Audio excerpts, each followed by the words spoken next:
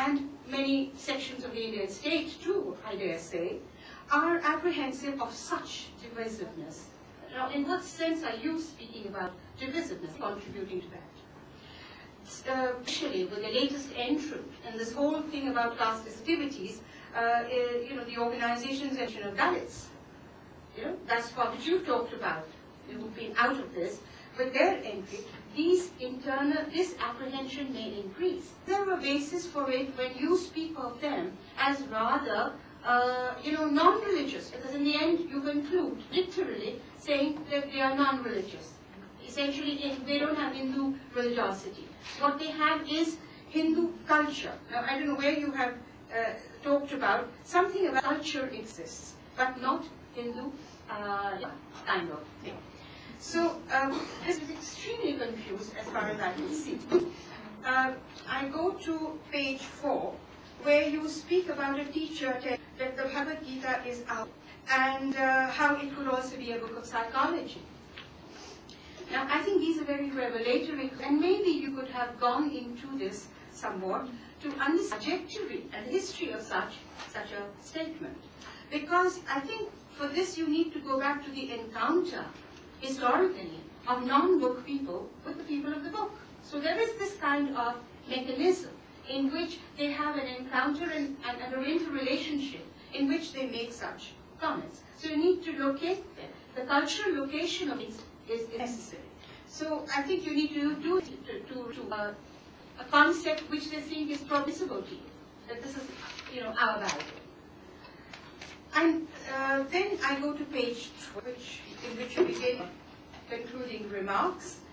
In between, of course, there is one more point, 11, where you speak about their singing, the schools singing the state and the national anthems, right? And they sing the poem of the prominent poet Kuvempu. Now, this is something which clearly suggests, the character of this suggests, that it is a school of Hindu reform, and on the other, it promotes a commercialization and universalism, right? This particular understanding is completely missing from your paper. Then, as I said, I go to page 12, and in that you speak of emphasis on anti-cultural and anti-caste discrimination. Then, the second line or the third line after that says, nevertheless, they assume Hindu culture as the unquestionable norm. Now, my question would be, does this have, on one hand, promoting multicultural discrimination, on the other hand, assuming a Hindu culture, are these in conflict and contradiction to each other? And if they are in conflict. Please explain that to me. And to Swamiji, I suppose. And lastly, though you say that there is an alternative to the notion of Hindu nation, on the other hand, you say, why do not the Dalits and the lower castes develop their own religious practices, truly independent of high caste people?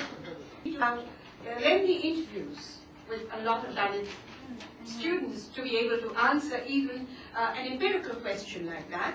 But on the other hand, I would only suggest, as an academic, maybe you need to examine the sociology of caste relations in this country, the history and sociology of caste relations, and also the power of hegemonic ideas, culturally hegemonic ideas, that have been internalized over long periods of time by cross-caste sections of society, across castes. What are they? Why have they been internalized? And not see them only as Sanskritizing projects, Thank you. I have one small piece of information to share with you. I have developed one software based on Sanskrit grammar based on the sutras of Panini. You all know Ashtadhyayi. So I have written a program, and it is made available in the internet. If you go to surf our website, tharudbalo.org, you can download this software and use it. I claim that Panini is the first computer programmer. It is not an exaggeration. His sutras are nothing but programming code. You will come to know that if you download the software and try to use it. Thank you. I just want to clarify that since there are two papers, we have 1 hour scheduled for this discussion.